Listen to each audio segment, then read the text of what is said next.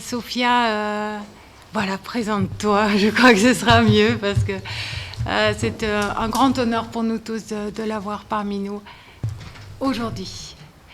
Tu pousses, si tu veux bien, sur le bouton vert. Appuie sur le bouton vert. C'est bon, là? Ouais. Non. Voilà, oui, peut-être qu'il faut que tu... Ah oui, là, ça doit... Bonjour à tous, je suis vraiment très heureuse d'être parmi vous. C'est toujours un peu difficile de se présenter. Alors rapidement, je dirais juste que je suis au service de la paix, au service de la vie et de l'amour, et que j'ai été guidée sur ce chemin par deux grandes personnalités spirituelles. La première, Sœur Emmanuelle, que j'ai connue toute petite et dont j'étais très proche dans les dernières années de sa vie, avec qui j'ai écrit plusieurs livres, et aussi donc avec le Dalai Lama. J'étais avec lui fin novembre, et j'ai aussi écrit, co-signé 4 livres avec lui. Alors ça vous dit, je suis écrivain, conférencière, et j'anime aussi des formations à la méditation. Et j'ai proposé un protocole de méditation pour accompagner le changement de monde et pour donner du sens et de la conscience à toutes les problématiques environnementales. Voilà.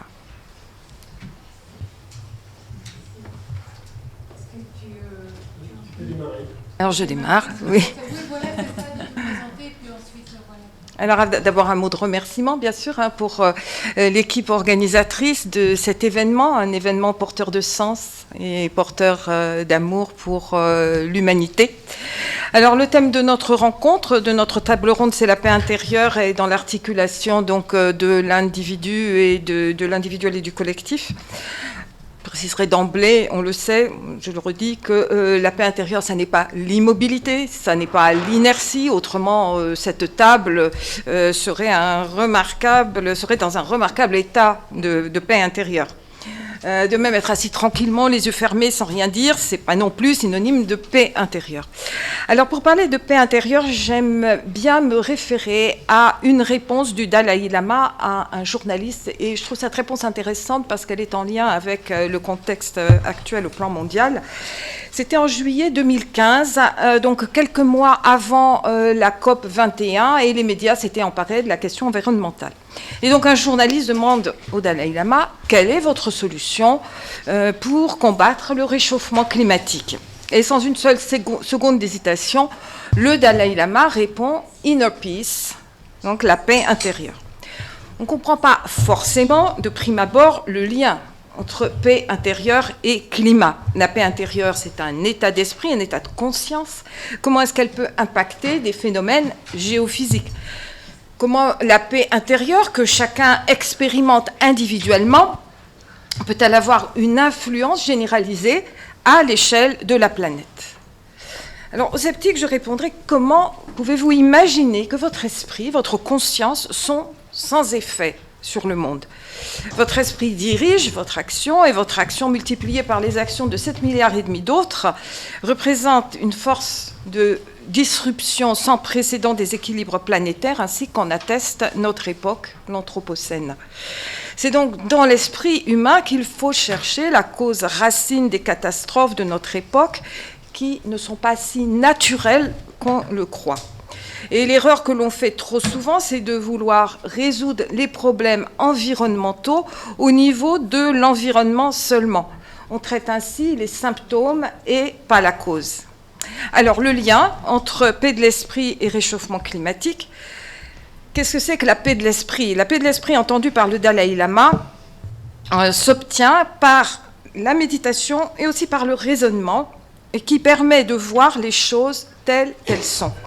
On est en paix quand l'esprit n'est plus l'objet des illusions qui le déstabilisent et qu'il perçoit la vraie nature de la réalité.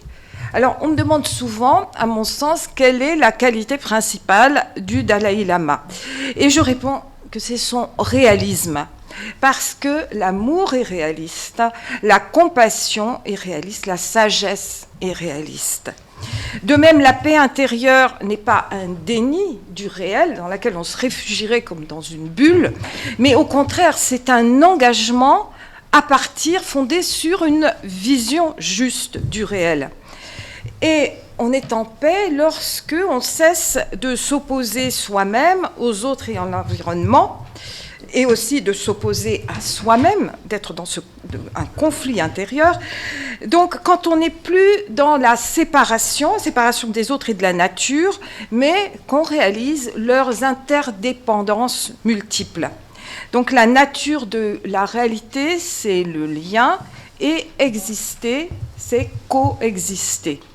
Nous sommes biologiquement reliés à tous les organismes vivants du présent, mais aussi du passé et du futur.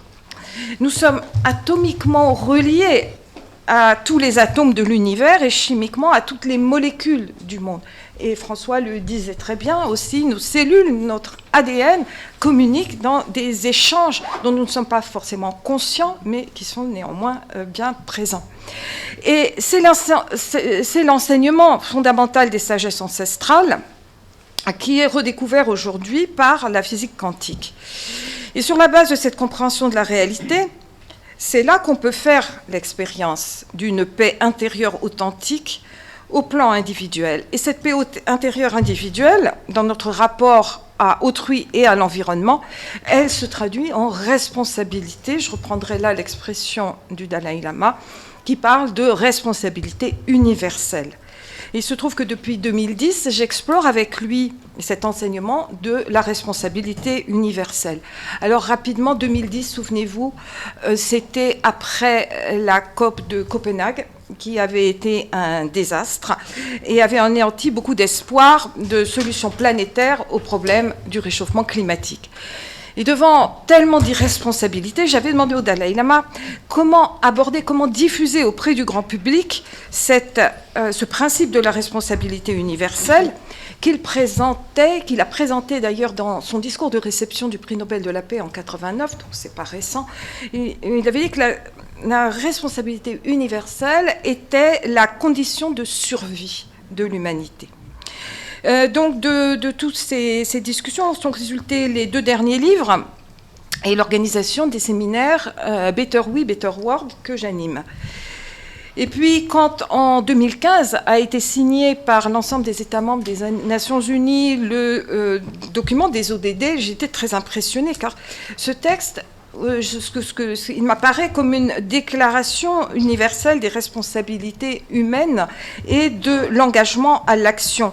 C'est un appel à ce que la famille planétaire s'unisse et agisse ensemble sur le front des 17 ODD pour créer une terre habitable par tous aujourd'hui et par les générations futures demain. Et je vous montre cette photo, j'ai sélectionné cette photo donc, qui date du 1er décembre avec le Dalai Lama. Il porte une casquette que nous avions fait confectionner pour notre séminaire Better We, Better World à Dharamsala en novembre 2019. Alors vous reconnaissez le cercle des ODD sur le document, donc il y a le logo Better We, Better World et il a écrit que dans le message qu'il a écrit, donc en tibétain, il offre ses prières pour la réalisation de l'agenda 2030. Et je veux bien la slide suivante.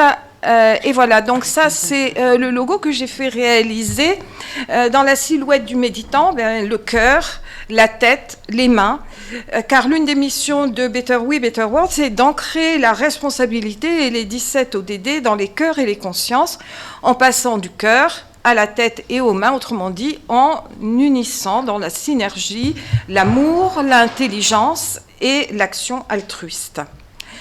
Et l'organisation de cette journée m'a beaucoup touchée parce qu'elle a évolué. Elle a évolué. Au début, Lisa m'avait contactée à propos des ODD et puis elle a intégré la périnatalité.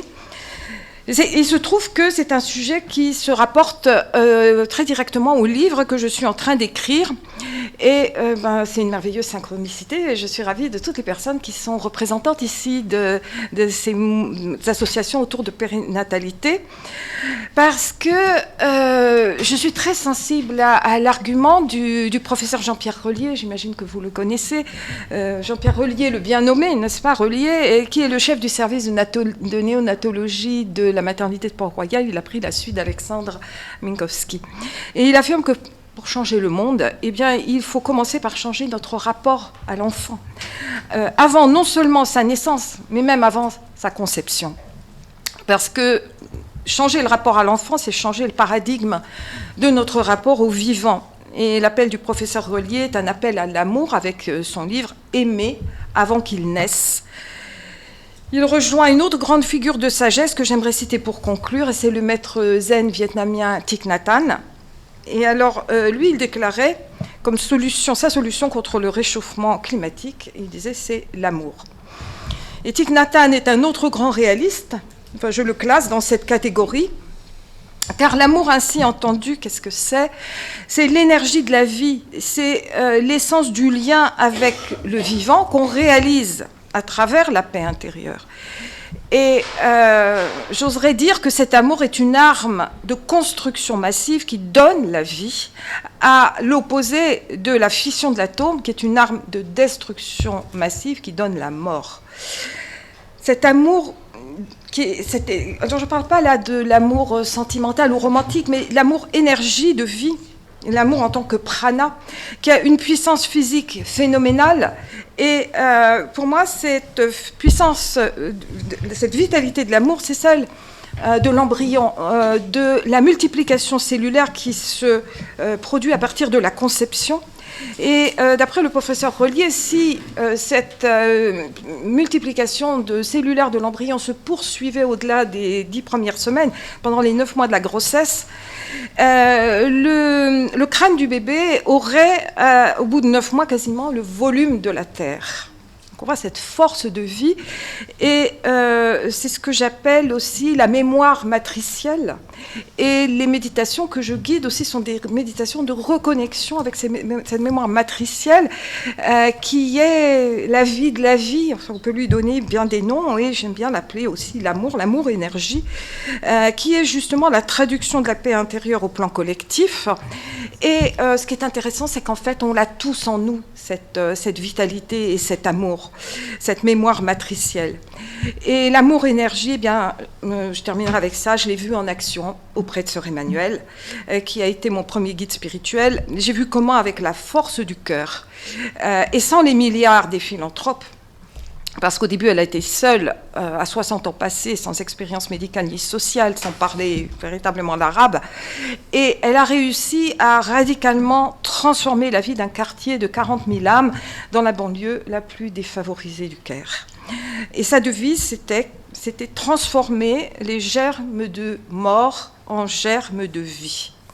Alors, devant les menaces existentielles qui pèsent aujourd'hui sur l'humanité, je me dis que c'est cette puissance-là de l'amour plus fort que la mort dont l'humanité a tant besoin. Et je vous remercie d'avoir permis que je vous partage ce qui m'anime au plus profond.